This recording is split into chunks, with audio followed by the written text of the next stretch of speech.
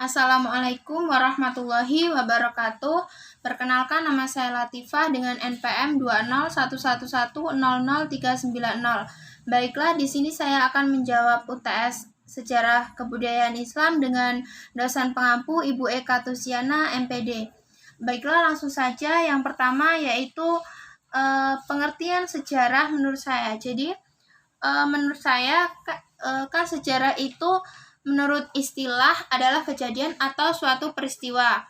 Jadi, sejarah adalah ilmu yang mempelajari tentang kejadian atau peristiwa yang benar-benar terjadi pada masa lampau yang disusun atas hasil penyelidikan sebagai peristiwa yang mampu dibuktikan dengan bahan kenyataan.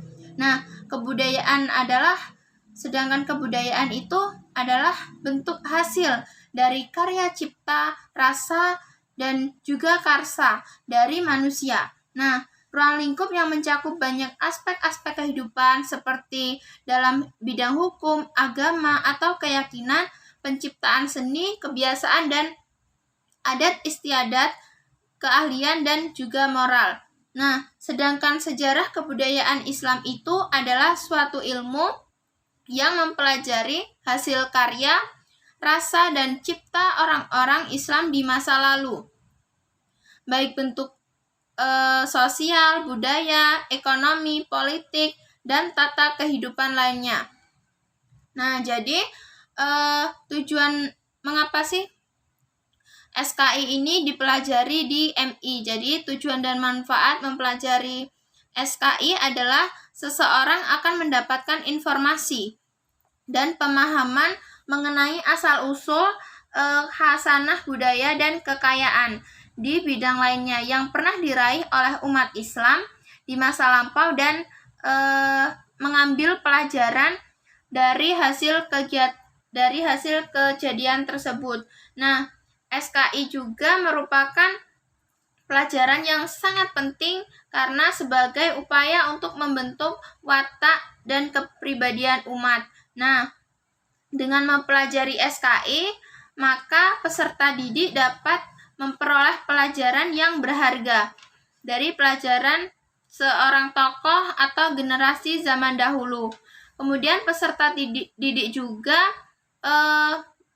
meneladani sifat-sifat yang baik dari para tokoh Islam dahulu.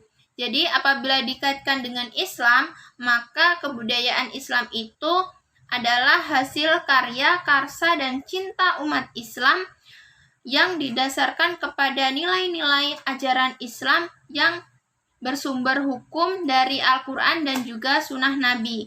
Nah, jadi sejarah peristiwa masa lampau yang berbentuk sebuah hasil karya, karsa, dan juga cipta umat Islam itu didasarkan kepada sumber-sumber Islam. Jadi, mempelajari SKI itu sejak dini sangatlah penting karena di usia dasarlah mereka itu harus membutuhkan ilmu untuk menumbuhkan karakter dan kebudayaan keislaman. Jadi, sehingga tidak salah arah dalam mengikuti gaya hidup.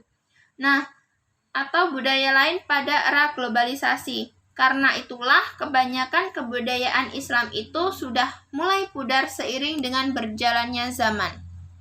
Baiklah, untuk nomor 2 yaitu keadaan bangsa Arab pra-Islam atau sebelum Islam ya. Jadi pada masa ini yang pertama itu ada keadaan alam di Jazirah Arab. Jadi pada masa ini, bangsa Arab itu bertempat tinggal dan juga mendiami semenanjung atau jazirah Islam yang jazirah terbesar di dunia. Letaknya yaitu di Jazirah Arabia. Jadi, pada masa ini tidak terdapat sungai yang dapat dilayari atau airnya yang terus-menerus mengalir ke laut. Yang ada hanya lembah-lembah yang digenangi air di waktu musim hujan.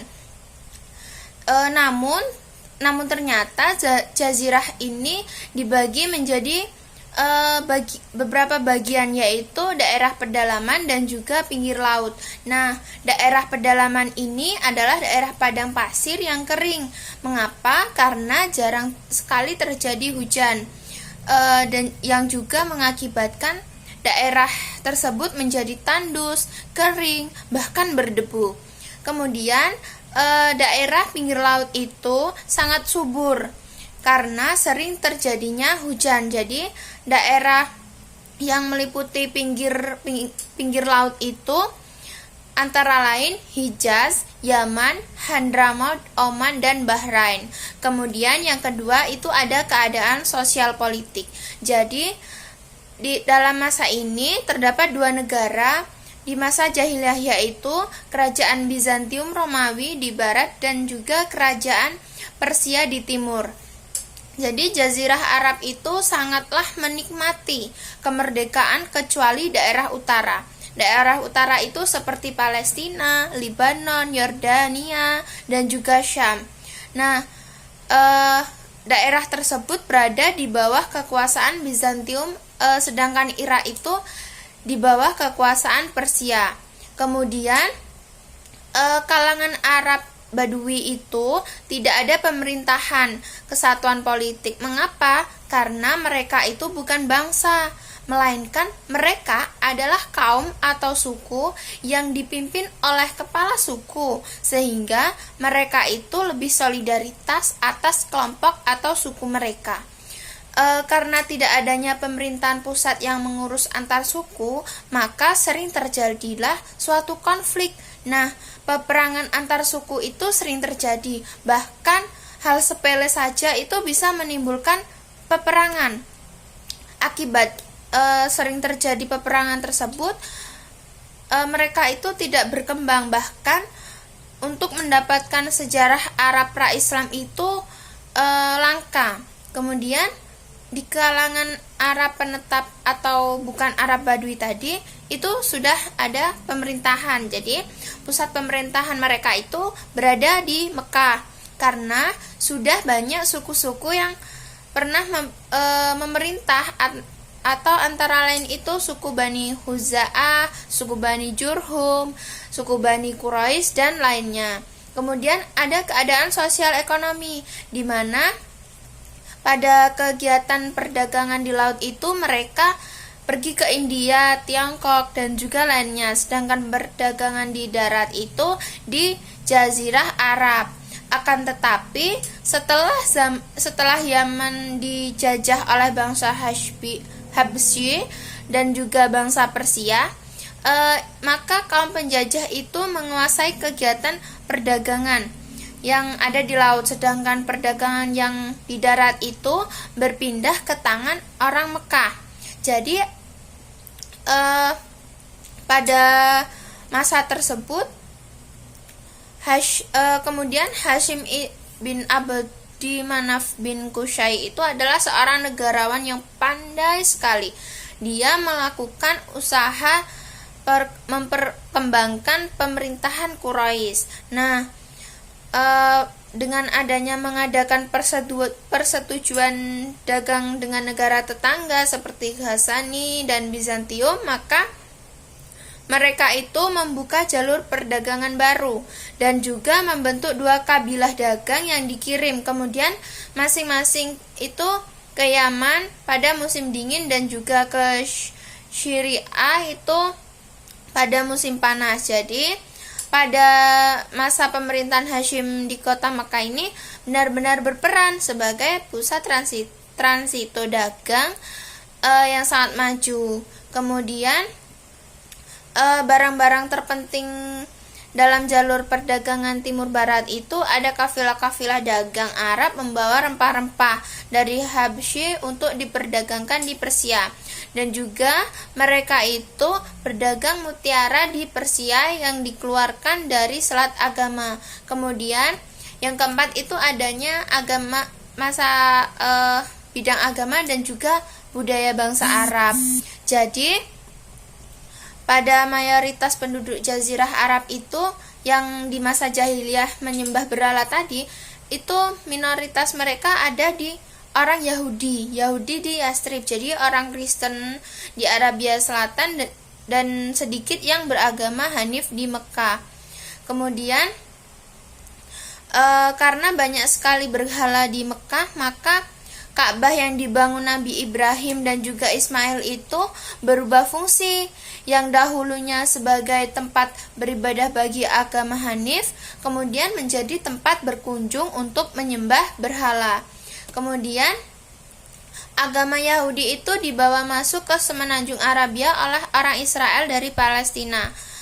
Kemudian agama Kristen itu dianut oleh suku-suku yang terdapat di sebelah utara Jazirah Arab, yang juga dikembangkan oleh para pendeta kerajaan Bizantium. Jadi di kalangan orang Badui tadi yang mereka menyembah pohon, bulan, dan juga bintang, itu sebab menurut mereka itu kehidupan mereka diatur oleh bulan dan bintang, bukan matahari. Bahkan mereka menurut mereka itu merusak tanaman, dan bahkan mereka itu berpendapat bahwa matahari itu akan merusak tanaman dan juga ternak mereka. Nah, yang kedua adanya dakwah Nabi di periode Mekah. Jadi yang pertama itu Nabi Muhammad diangkat sebagai Rasul. Jadi Allah Subhanahu wa Ta'ala itu mengangkat Muhammad Shallallahu Alaihi Wasallam sebagai Nabi. Baiklah, untuk yang selanjutnya yaitu dakwah Nabi periode Mekah. Jadi pada masa ini yang pertama itu adanya pengangkatan Muhammad Shallallahu Alaihi Wasallam sebagai Rasul. Jadi Allah Subhanahu wa Ta'ala itu mengangkat Muhammad Shallallahu Alaihi Wasallam sebagai Nabi dan juga Rasulnya yang terakhir pada tanggal 17 Ramadan 13 tahun sebelum hijrah atau 610 Masehi, tatkala beliau sedang berdiam diri di Gua Hira. Jadi pengangkatan Muhammad itu ditandai dengan turunnya malaikat Jibril untuk memberikan wahyu yang pertama berupa Al-Quran surat Al-Alaq surat ke-96 ayat 1 sampai 5. Jadi peristiwa ini dinamakan nuzul Al-Quran. Nah, setelah turunnya wahyu yang pertama, di saat semua umat manusia berada pada kesesatan. Nah, di saat itulah Allah itu menurunkan Rasul sebagai utusannya. Nah, ketika menerima wahyu, Muhammad itu dalam keadaan menggigil kedinginan. Kemudian dia pulang dan menceritakan semua yang dialaminya kepada Khadijah. Setelah turunnya wahyu tersebut, maka Khadijah itu membawa Muhammad ke Waraqah bin Naufal yang seorang Nasrani. Jadi Khadijah itu menceritakan semua yang telah dialami oleh Muhammad. Jadi Waraqah itu lebih mengerti tentang arti kenabian yang telah dialami oleh Muhammad. Kemudian Waraqah itu yang meyakinkan Nabi bahwa dirinya adalah utusan Allah, dan juga yang datang menemuinya adalah malaikat Jibril. Kemudian Waraqah yang datang tadi tidak lain adalah Namus atau malaikat yang pernah diutus Allah kepada Nabi Musa. Sebagai buah Hira pernah mengingatkan Abu Thalib bahwa Muhammad adalah Nabi akhir zaman. Nah, dari sini tentu saja orang-orang kafir Quraisy itu tidak mudah percaya dengan apa yang baru saja dialami oleh Muhammad. Nah, mereka itu mengira bahwa hal tersebut adalah hasil pikiran Muhammad sendiri. Jadi, tapi jika kita kaji secara mendalam, banyak bukti yang mengungkapkan bahwa apa yang dialami Muhammad itu adalah memang benar, adanya wahyu tersebut datang dari Allah. Kemudian Muhammad SAW itu mengemukakan bahwa dia adalah seorang nabi yang diamati sebuah misi untuk menyempurnakan akhlak bagi umat manusia. Nabi terakhir dari rangkaian para nabi dan rasul pemimpin umat. Kemudian yang kedua itu adanya misi dan juga usaha Nabi dalam berdakwah. Jadi ada 3 hal yang menjadi misi dakwah Rasulullah SAW. Yang pertama itu mengajak seluruh umat manusia untuk mengabdikan dirinya kepada Allah Subhanahu wa Ta'ala. ini bukan hanya menjadi misi dakwah Rasulullah Shallallahu Alaihi Wasallam, tetapi juga menjadi misi dakwah seluruh para nabi dan juga rasul yang diutus oleh Allah Subhanahu wa taala. Nah, misi yang kedua tadi adalah menyempurnakan akhlak yang mulia. Terakhir, misi dakwah Rasulullah Shallallahu Alaihi Wasallam yang ketiga adalah memberikan rahmat kepada sekalian alam. Jadi, bukankah turunnya wahyu dari Allah Subhanahu wa taala itu menegakkan hujjah untuk umat manusia ini merupakan rahmat dari Allah Subhanahu wa taala? Dijelaskan kepada kita bahwa yang mengantarkan kita untuk masuk surga Allah Subhanahu wa taala dan mana jalan yang mengantarkan kita untuk masuk neraka Allah Subhanahu wa taala. Nah, jalannya itu sudah terang benderang dan Allah tidak meninggalkan kita. Dia menciptakan kita dan memberikan panduan. Ini sesungguhnya merupakan kasih sayang Allah Subhanahu wa taala. Jadi, Nabi itu memulai dakwahnya langsung dari lingkungan keluarga. Khadijah adalah orang yang pertama kali meyakini kebenaran kerasulan Muhammad Shallallahu Alaihi Wasallam. Kemudian, ia orang yang pertama kali masuk Islam dan juga mengorbankan seluruh harta benda serta tenaganya. Demi apa? Demi perjuangan dakwah Islam hingga akhir hayatnya. Kemudian disusullah oleh Ali bin Abi Thalib dari golongan anak-anak yang tidak lain merupakan sepupu Muhammad yang sejak kecil tinggal bersamanya. Jadi selanjutnya itu ada Zaid bin Harithah yang berasal dari kalangan budak yang dimerdekakan dan diangkat anak oleh Muhammad. Selanjutnya disusul lagi oleh kalangan sahabat, yakni Abu Bakar As-Siddiq. Nah, kemudian dilanjutkan dengan sahabat-sahabat yang kemudian mereka ini disebut dengan as-sabiqunal awwalun atau orang-orang yang pertama masuk Islam. Yang ketiga itu adanya penolakan bangsa Arab. Jadi, tentu saja perjalanan dakwah Nabi Muhammad Shallallahu Alaihi Wasallam itu tidak mudah karena adanya penolakan dari kaum kafir Quraisy. Masyarakat kafir Quraisy yang terkenal keras tadi, mereka banyak mengecam, memaki, bahkan memusuhi Muhammad selama menjalankan misi kenabiannya. Jadi, mereka itu tidak ingin jika dengan adanya agama baru yang dibawa oleh Muhammad akan merebut kekuasaan yang selama ini telah berada di tangan mereka jatuh ke tangan Muhammad. Nah, mereka itu tidak dapat membedakan antara misi kenabian dengan misi kekuasaan.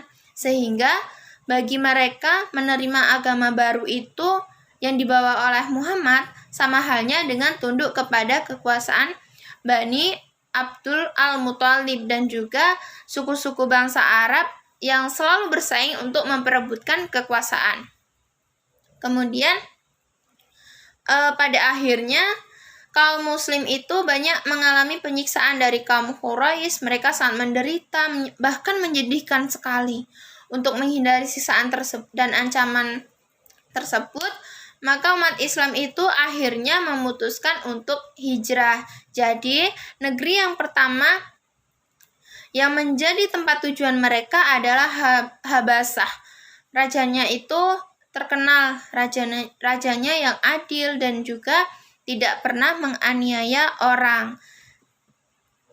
Kemudian yang selanjutnya sampai pada hijrah ke Madinah, perkembangan umat Islam di sana itu sangatlah pesat. Kemudian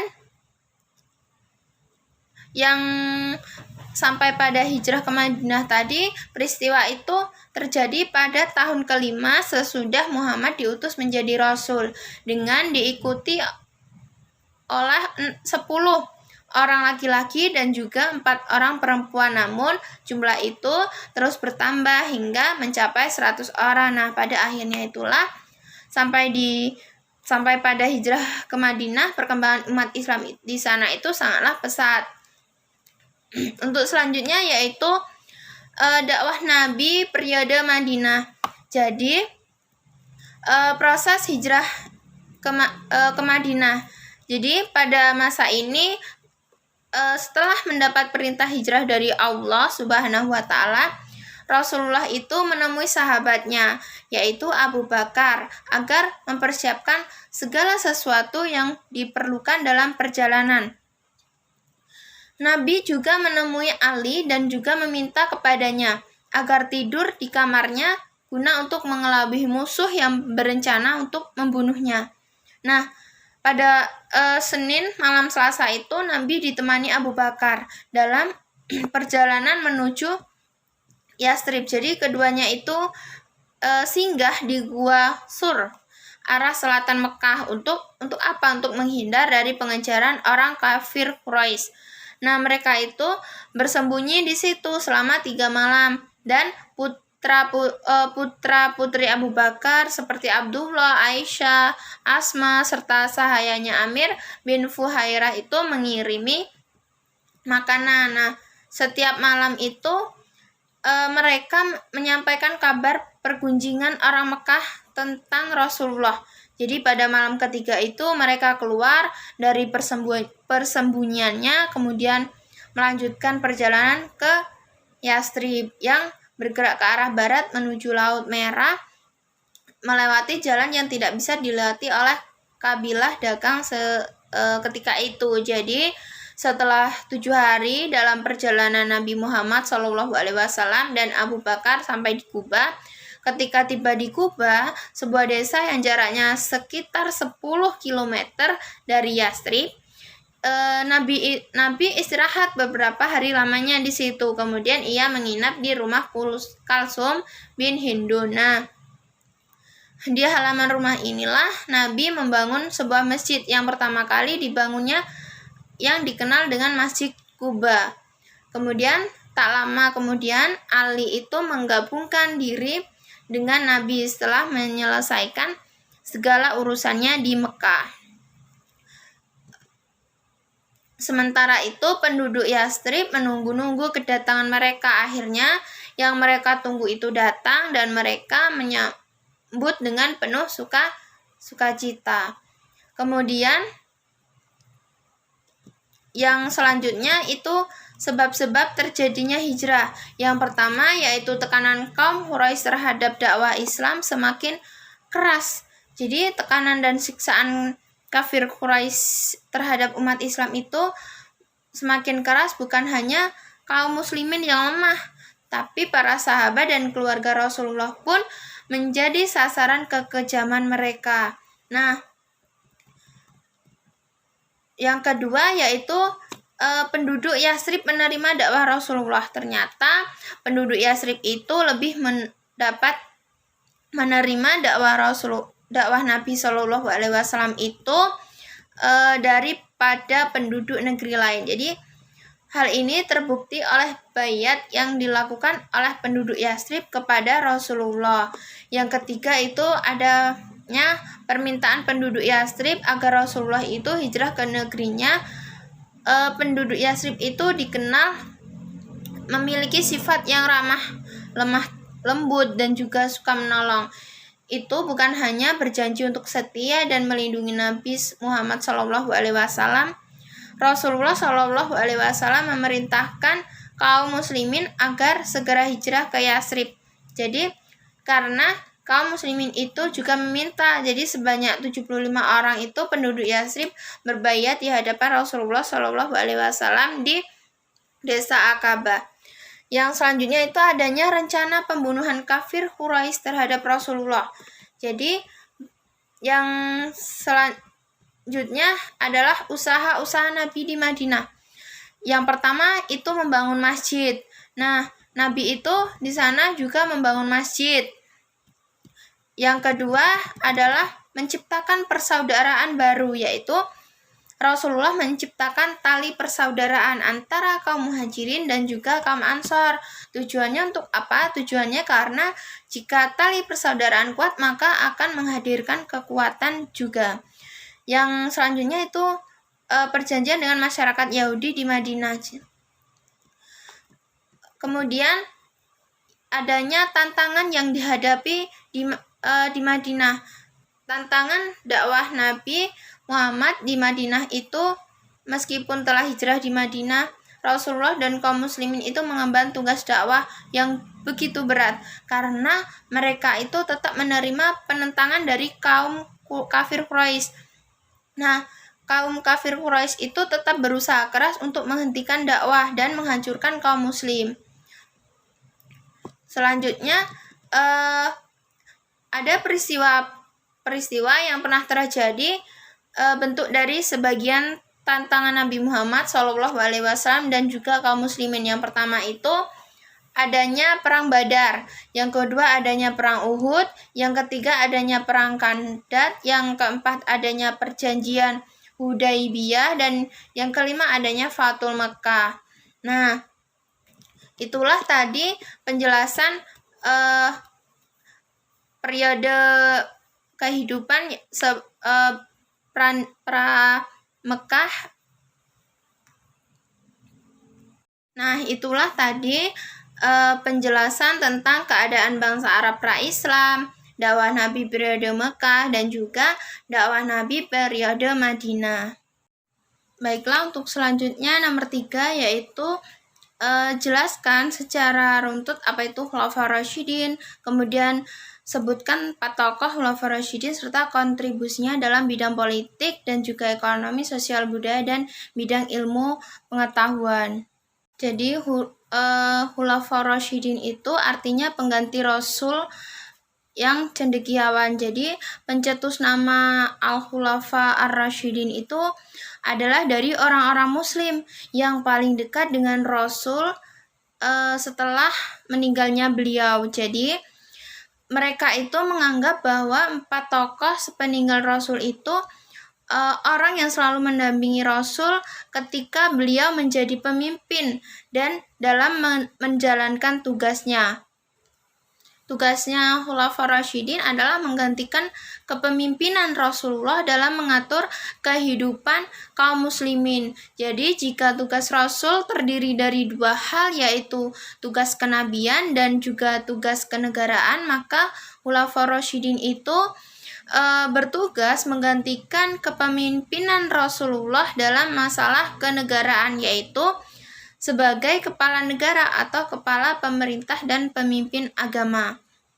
Adapun tugas kerasulan itu tidak dapat digantikan oleh Khulafaur Rasyidin karena Rasulullah adalah nabi dan rasul yang terakhir. Setelah beliau tidak ada lagi nabi dan rasul lagi. Jadi Khulafaur Rasyidin itu pemimpin umat dari kalangan sahabat pasca Nabi wafat.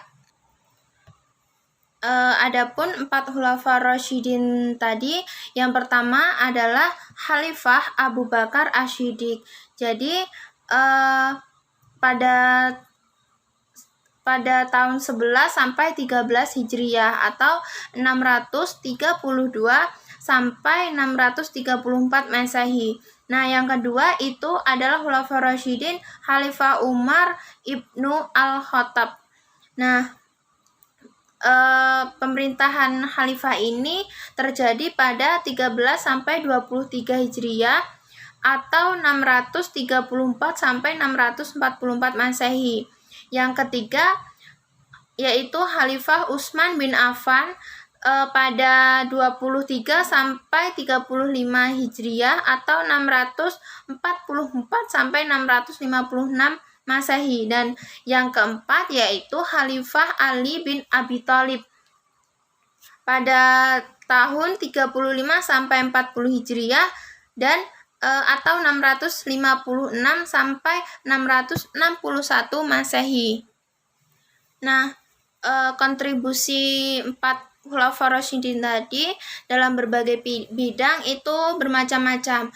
Yang pertama itu misalnya bidang politik. Jadi Abu Bakar itu memangku jabatan khalifah itu selama 2 tahun lebih sedikit. Yang pertama kali menjadi perhatian khalifah adalah merealisasikan keinginan Nabi yang hampir tidak terlaksana, yaitu mengirimkan ekspedisi ke perbatasan Suriah di bawah pimpinan Usamah untuk membalas pembunuhan ayahnya, Zahid, dan kerugian yang diderita oleh umat Islam dalam Perang Mu'tah. Jadi, walaupun pemerintahannya itu sangatlah singkat dan berjangka pendek, tetapi masa pemerintahannya itu penuh dengan perbuatan dan juga aksi-aksi yang agung. Jadi yang kedua itu misalnya Umar bin Khattab.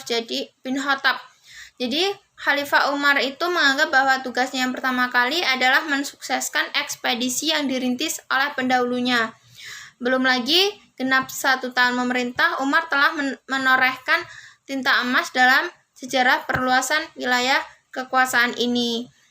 Nah, yang ketiga yaitu selanjutnya adalah Utsman bin Affan. Jadi sebagai seorang yang hartawan, Utsman itu menghabiskan hartanya demi penyebaran dan juga kehormatan agama Islam.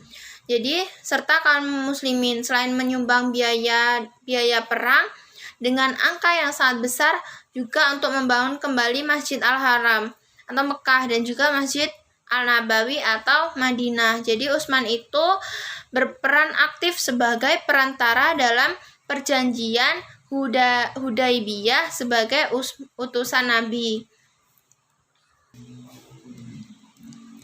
Selanjutnya adalah Ali bin Abi Thalib. Jadi pada masa ini tidak terjadi ekspansi. Khalifah Ali itu lebih banyak disibukkan oleh perpecahan di kalangan umat. Jadi sejak terbunuhnya Utsman, kemudian beberapa hari setelah kematian Utsman, stabilitas keamanan kota Madinah itu menjadi rawan. Nah, kemudian Ali tampil menggantikan Utsman, menerima sumpah setia dari sejumlah kaum muslimin. Yang pertama diselesaikan oleh khalifah ialah menghidupkan cita-cita Abu Bakar dan juga Umar, yaitu menarik kembali semua tanah dan hibah yang telah dibagikan oleh Utsman kepada kaum kerabatnya ke dalam kepemilikan negara. Ali juga segera menurunkan semua gubernur yang tidak disenangi oleh rakyat. Nah, oposisi terhadap khalifah secara terang-terangan itu dimulai oleh Aisyah, Talhah, dan Zubair. Meskipun masing-masing mempunyai alasan tersendiri dengan penentangan terhadap Ali, mereka sepakat menuntut khalifah segera menghukum para pembunuh Utsman. Nah, kemudian perkembangan di bidang ekonomi pada masa Khulafaur Rasyidin. Jadi pada masa yang pertama yaitu Khalifah Abu Bakar Asy-Siddiq itu beliau melakukan penegakan hukum terhadap pihak yang tidak mau membayar zakat. Kemudian yang kedua itu pengembangan Baitul Mal dan pengangkatan penanggung jawab Baitul Mal. Yang ketiga yaitu secara individu Abu Bakar adalah seorang praktisi akad perdagangan. Selanjutnya pada pemerintahan Khalifah Umar bin Khattab. Jadi semakin luas wilayah kekuasaan, Umar mulai memberlakukan administrasi negara dan membentuk jawatan kepolisian. Jadi dalam bidang perdagangan, Umar itu menyempurnakan hukum dagang tentang pajak dan juga mendirikan pasar-pasar sebagai penggerak roda perekonomian rakyat. Jadi pada masa Umar itu terjadi kenaikan harga yang terlalu tinggi pada barang-barang, sehingga beliau menerapkan kebijakan untuk tidak melakukan transaksi selama 3 hari berturut-turut terhadap barang tersebut. Yang selanjutnya adalah Utsman bin Affan.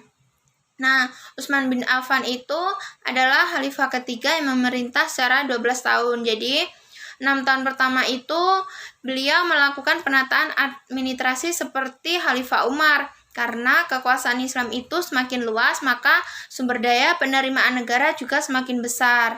Dalam hal ini pengembangan sumber daya alam itu, Utsman membuat saluran air, membangun jalan, dan juga membentuk organisasi kepolisian. Yang selanjutnya adalah Khalifah Ali bin Abi Thalib. Jadi pada Khalifah Ali bin Abi Thalib ini lebih mengedepankan prinsip pemerataan dalam pendistribusian kekayaan negara, seperti halnya yang diterapkan pada masa Abu Bakar.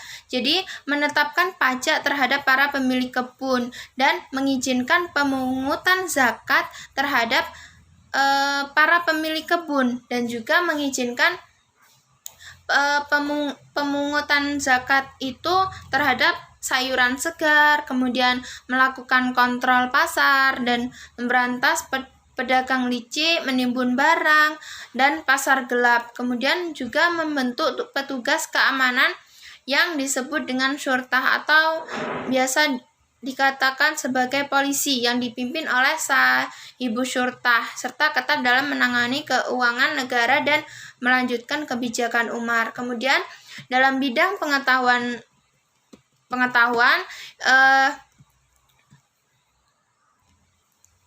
kegiatan pengembangan ilmu pengetahuan masa Khulafaur Rasyidin itu dalam mengajarkan ilmu Al-Quran, para sahabat itu sangat berhati-hati. Mereka sangat teliti dalam menafsirkan Al-Quran agar sesuai yang disampaikan oleh Rasulullah. Kemudian di antara para sahabat yang dikenal memiliki pemahaman baik dalam ilmu ini adalah 4 Khulafaur Rasyidin, Zaid bin Sabit, dan juga Abdullah bin Zubair, kemudian Abdullah bin Mas'ud, Abdullah bin Abbas, kemudian Ubay bin Ka'ab, serta Abu Musa al-Ansyari. Kemudian para ulama inilah yang menjadi konsultan dalam hal penafsiran Al-Quran pada masa Khulafaur Rasyidin. Jadi, adapun untuk ilmu hadis pada awal perkembangannya itu hanya dilakukan melalui hafalan semata. Nah, dikhawatirkan jika naskah hadis itu ditulis akan bercampur dengan naskah asli Al-Quran. Oleh karena itu, di kalangan para sahabat banyak yang hafal hadis Rasulullah di luar kepala. Ada yang paham makna, bahkan tidak sedikit pula yang hafal-hafal hadisnya.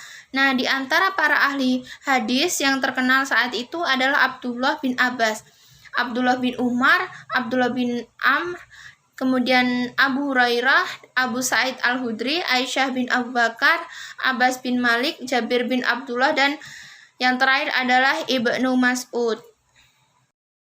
Baiklah, selanjutnya untuk nomor 4 yaitu ceritakan peradaban Islam di masa Bani Umayyah, serta ceritakan perkembangan di bidang politik, di bidang pemikiran, ekonomi, dan ilmu pengetahuan, serta di bidang seni budaya.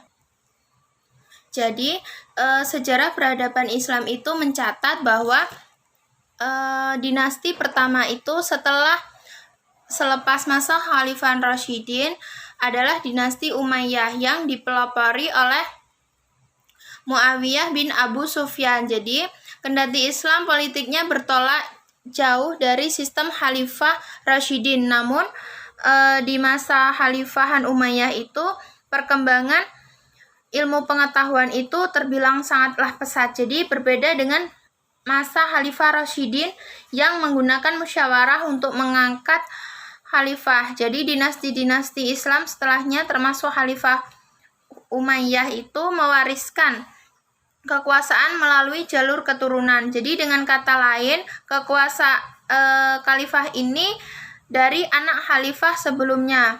Nah, dinasti Umayyah itu berdiri sejak tahun 661 dan berakhir pada 750 Masehi. Nah, selama 89 tahun berdiri, terdapat 14 khalifah berkuasa di kekhalifahan Umayyah. Ada 5 khalifah yang paling terkenal, yaitu Muawiyah bin Abu Sufyan, Abdul Malik bin Marwan, Al-Walid bin Abdul Malik, kemudian Umar bin Abdul Aziz, dan Hashim bin Abdul Malik. Kemudian perkembangan di bidang politik dan militer itu pada masa ini, kondisi perpolitikan pada masa awal dinasti Umayyah itu cenderung stabil.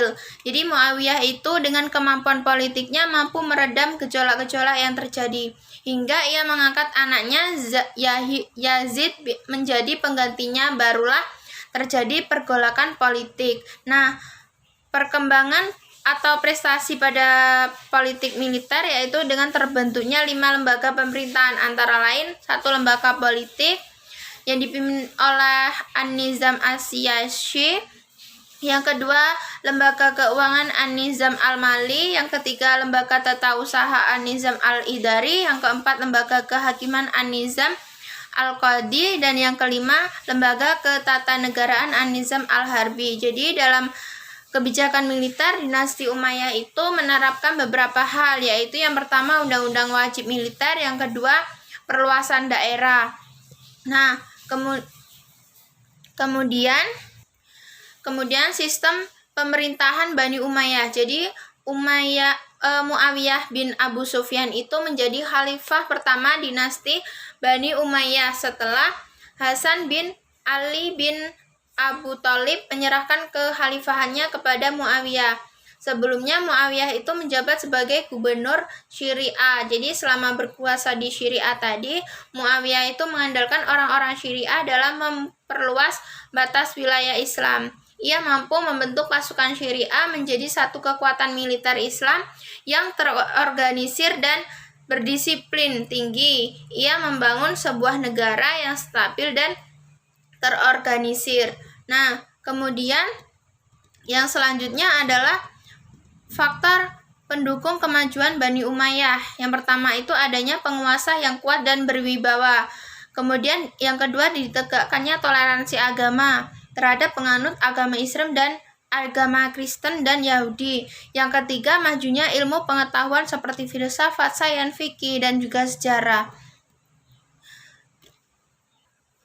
Nah, kemudian yang selanjutnya perkembangan di bidang pemikiran. Jadi pemikiran di bidang ekonomi Islam. Jadi kontribusi Khalifah Bani Umayyah di bidang ekonomi itu memang tidak begitu menonjol, namun terdapat beberapa sumbangan pemikiran mereka terhadap kemajuan ekonomi Islam. Di antaranya adalah perbaikan terhadap konsep pelaksanaan transaksi saham, murabahah, muzara'ah, serta kehadiran kitab Al-Kharaj yang ditulis oleh Abu Yusuf atau hidup pada masa pemerintahan Khalifah Al-Hashim, memuat pembahas dan tentang kebijakan ekonomi dipandang sebagai sumbangan pemikiran ekonomi yang cukup berharga. Nah, selain itu terdapat beberapa prinsip dasar ekonomi sistem ekonomi Islam yang muncul pada Bani Umayyah. Di antaranya satu, kebebasan individu, yang kedua, hak terhadap harta, yang ketiga, ketidaksamaan ekonomi dalam batas wajar, yang keempat, kesamaan sosial atau jaminan sosial, yang kelima, larangan perilaku antisosial.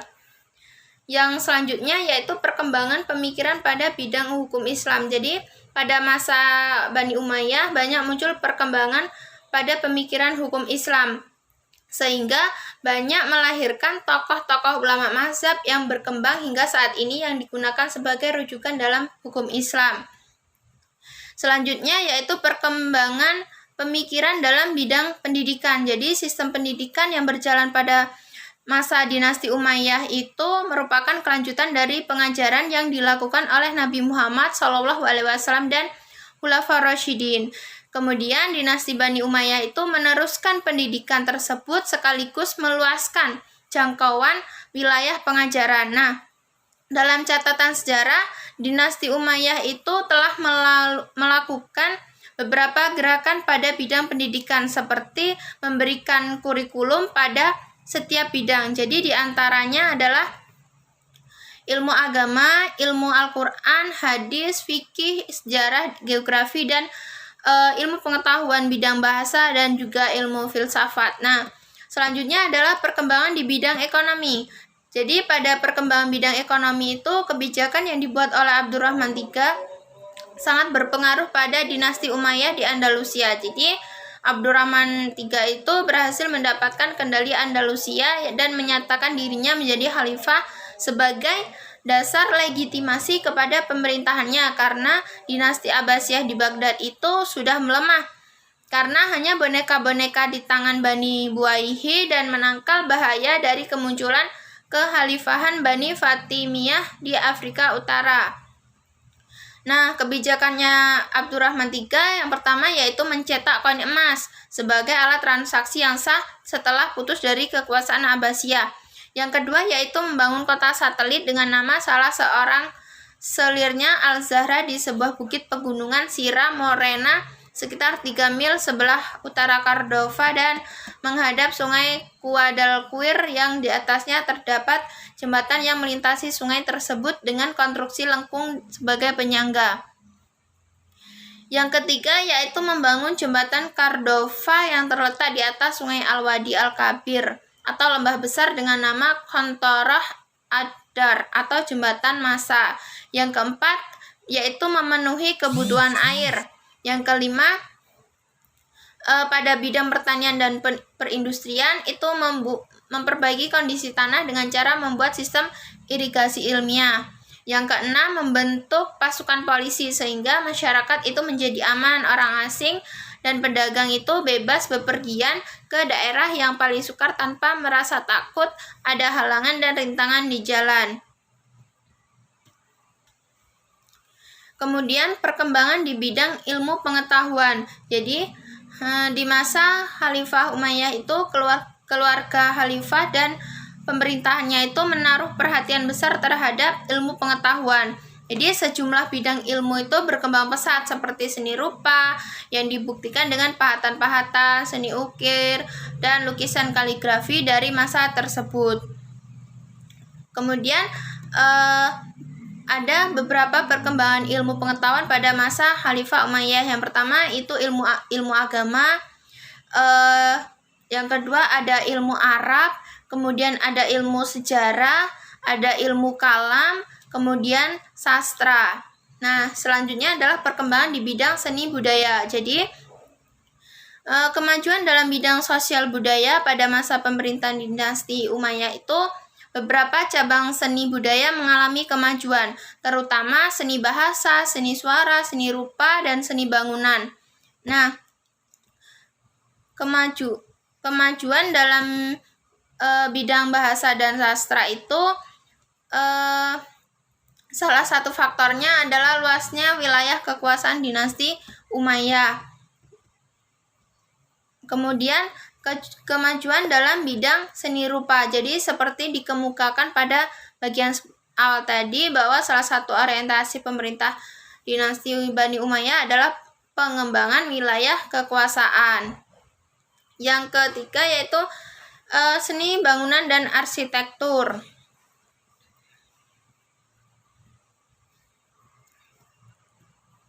Baiklah, itulah jawaban untuk pertanyaan nomor 4.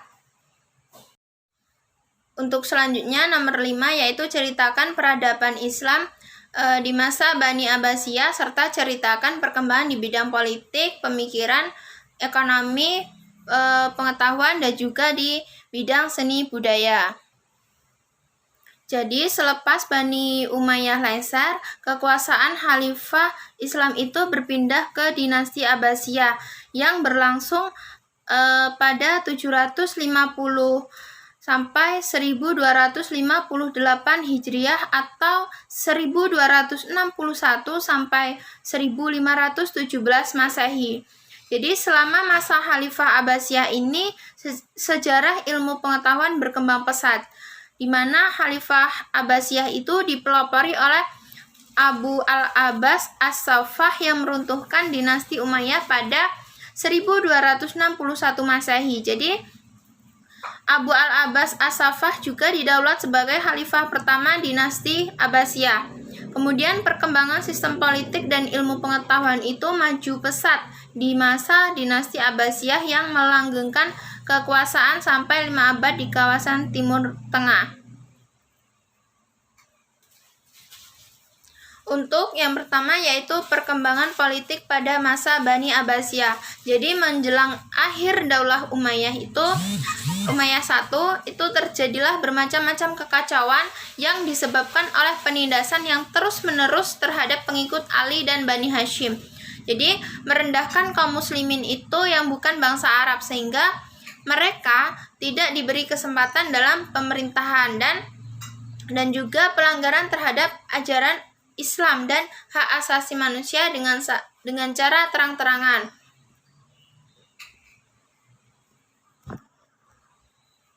Kemudian sistem dan penataan pada masa Bani Abbasiyah itu politik yang dijalankan oleh Daulah Abbasiyah antara lain meliputi kekuasaan sepenuhnya dipegang oleh khalifah yang mempertahankan keturunan Arab murni dibantu oleh wazir, menteri, gubernur, dan para panglima beserta pegawai-pegawai yang berasal dari berbagai bangsa, dan pada masa inilah sedang banyak diangkat dari golongan Mawali turunan Persia. Kemudian perkembangan di bidang pemikiran. Jadi pengembangan di bidang pemikiran dan ilmu pengetahuan itu mengalami banyak kesuksesan yang dipelopori oleh Bani Abbasiyah seperti bidang ekonomi, politik, ilmu, dan ilmu pengetahuan. Jadi diawali dengan penerjemah naskah asing ke dalam bahasa Arab. Juga dilakukan pendirian pusat pengembangan ilmu pengetahuan dan perpustakaan serta terbentuknya mazhab ilmu pengetahuan dan keagamaan sebagai buah dari kebebasan berpikir. Nah, karena itu semua, dinasti Abbasiyah itu menjadi dinasti Islam yang paling berhasil dalam mengembangkan pemikiran dan peradaban Islam. Jadi dinasti Abbasiyah itu menjadi bukti bahwa peradaban umat Islam pernah memeroleh masa keemasan yang meliputi kesuksesan negara-negara Eropa hingga diakui oleh seluruh dunia. Selanjutnya adalah perkembangan di bidang ekonomi. Jadi, perkembangan pada bidang pertanian itu maju pesat pada awal pemerintahan dinasti Abbasiyah karena pusat pemerintahannya itu berada di daerah yang sangat subur di tepian sungai yang dikenal dengan nama Sawat. Jadi, pertanian itu merupakan sumber utama pemasukan negara dan pengolahan tanah hampir sepenuhnya dikerjakan oleh penduduk asli yang statusnya itu mengalami peningkatan pada masa rezim baru. Kemudian lahan-lahan pertanian yang terlantar dan desa-desa yang hancur di berbagai wilayah kerajaan itu diperbaiki, kemudian dibangun secara perlahan-lahan. Mereka membangun saluran irigasi baru sehingga membentuk jaringan yang sempurna. Kemudian tanaman asal Irak itu terdiri atas gandum, padi, kurma, wijen, kapas, dan rami. Kemudian dinasti Abbasiyah itu mencapai keberhasilannya disebabkan dasar-dasar antara lain dasar kesatuan untuk menghadapi perpecahan yang timbul dari dinasti sebelumnya. Kemudian dasar bersifat universal yang tidak berlandaskan kesukuan, kemudian dasar politik, kemudian tidak diangkat atas dasar keningratan, kemudian dasar kesamaan hubungan dalam hukum bagi setiap masyarakat Islam, kemudian pemerintah bersifat muslim moderat, dan ras Arab hanyalah dipandang sebagai salah satu sebagian saja di antara ras-ras lain. Hak memerintah sebagai ahli waris Nabi masih tetap di tangan mereka. Kemudian perkembangan di bidang ilmu pengetahuan. Jadi ilmu nakli atau ilmu tafsir itu, perkembangan tafsir pada masa pemerintahan Daulah Abbasiyah itu mengalami kemajuan dengan pesat. Nah, tafsir pada zaman ini terdiri dari tafsir bil maksur, yaitu Al-Quran yang ditafsirkan dengan hadis-hadis Nabi, dan tafsir bil ra'i, yaitu penafsiran Al-Quran dengan menggunakan akal pikiran. Jadi, adapun para ahli tafsir bil ra'i itu antara lain adalah 1. Abu Bakar Asam atau Mu'tazilah. Yang kedua adalah Abu Muslim Muhammad bin Bahar Isfahani atau Mu'tazilah. Yang ketiga ada Ibnu Jaru al-Asadi atau Mu'tazilah. Yang keempat adalah Abu Yunus Abdussalam atau Mu'tazilah. Kemudian yang terakhir itu perkembangan di bidang sosial dan budaya. Jadi, di antara kemajuan dalam bidang sosial budaya adalah terjadinya proses akulturasi dan asimilasi masyarakat. Jadi, seni arsitektur yang dipakai dalam pembangunan istana dan juga kota-kota seperti pada istana Khosrul Zahabi dan Khosrul Huldi. Jadi, kemajuan juga terjadi pada bidang sastra, bahasa, dan seni musik. Nah, pada masa inilah lahir seorang sastrawan dan budayawan terkenal seperti Abu Nawas, Abu Attahiyah, kemudian Al-Mutanabbi, kemudian Abdullah bin Muqaffa, dan lain-lainnya. Karya buah pikiran mereka masih dapat dibaca hingga kini.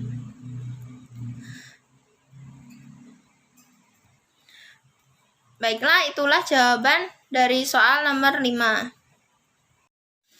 Untuk soal nomor 6, yaitu ceritakan peradaban Islam di masa Bani Spanyol serta ceritakan perkembangan di bidang politik, bidang pemikiran, bidang ekonomi, bidang ilmu pengetahuan, dan bidang seni dan budaya. Jadi, proses masuknya Islam di Spanyol itu, Islam pertama kali masuk ke Spanyol pada tahun 711 Masehi melalui jalur Afrika Utara. Jadi, Spanyol itu sebelum kedatangan Islam dikenal dengan nama Iberia atau Hispania, kemudian disebut sebagai Andalusia. Nah, ketika negeri subur itu dikuasai oleh bangsa Vandal, dari perkataan Vandal inilah orang Arab menyebutnya sebagai Andalusia. Nah, kemudian sebelum penaklukan Spanyol, umat Islam itu telah menguasai Afrika Utara dan menjadikannya sebagai salah satu provinsi dari dinasti Bani Umayyah. Kemudian untuk periodisasi kekuasaan Islam di Spanyol itu, yang pertama, periode pertama itu terjadi pada tahun 711 sampai 755 Masehi. Yang kedua, periode kedua itu 755 sampai 912 Masehi. Yang selanjutnya, yang ketiga, yaitu 912 sampai 1013 Masehi. Yang keempat, yaitu periode keempat 1013 sampai 1086 Masehi. Dan yang kelima, yaitu 1086 sampai 1248 Masehi. Yang ke periode keenam antara tahun 1248 sampai 1492 Masehi. Kemudian perkembangan di bidang ilmu. Jadi pengembangan ilmu pengetahuan di Spanyol itu, yang pertama ada kemajuan intelektual. Jadi Spanyol itu adalah negara yang subur, maka masyarakat Spanyol itu merupakan masyarakat majemuk yang terdiri dari komunitas-komunitas Arab dan juga umat Islam yang berasal dari Afrika Utara. Kemudian Al-Sakabilah atau penduduk daerah antara Konstantinopel dan Bulgaria yang menjadi tawanan Jerman dan dijual kepada penguasa Islam untuk dijadikan tentara bayaran. Yahudi, Kristen, Mozarab yang berbudaya Arab, dan Kristen yang masih menentang kehadiran Islam. Yang selanjutnya adanya filsafat. Jadi Islam itu di Spanyol telah mencatat satu lembaran budaya yang sangat brilian dalam bentangan sejarah Islam. Yang selanjutnya adanya sains. Jadi Abbas Ibnu Fama itu termasyhur dalam ilmu kimia dan astronomi. Ia adalah orang yang pertama kali menemukan pembuatan kaca dari batu. Yang selanjutnya fikih. Jadi ada ilmu fikih, kemudian musik dan kesenian. Musik dan kesenian itu Spanyol Islam mencapai kecemerlangan dengan tokohnya Al-Hasan Ibnu Nafi yang dijuluki Zaryab. Kemudian ada bahasa dan sastra. Jadi bahasa dan sastra bahasa Arab itu telah menjadi bahasa administrasi dalam pemerintahan Islam di Spanyol. Kemudian adanya transmisi pengetahuan dari dunia Islam ke Eropa. Nah, kemajuan Eropa yang terus berkembang hingga saat ini banyak berhutang budi kepada hasanah ilmu pengetahuan Islam yang berkembang di periode klasik. Memang banyak saluran bagaimana peradaban Islam itu mempengaruhi Eropa, seperti Silisia dan Perang Salib. Tetapi saluran yang penting adalah Spanyol Islam. Baiklah, itulah tadi UTS dari saya. Saya ucapkan terima kasih. Wassalamualaikum warahmatullahi wabarakatuh.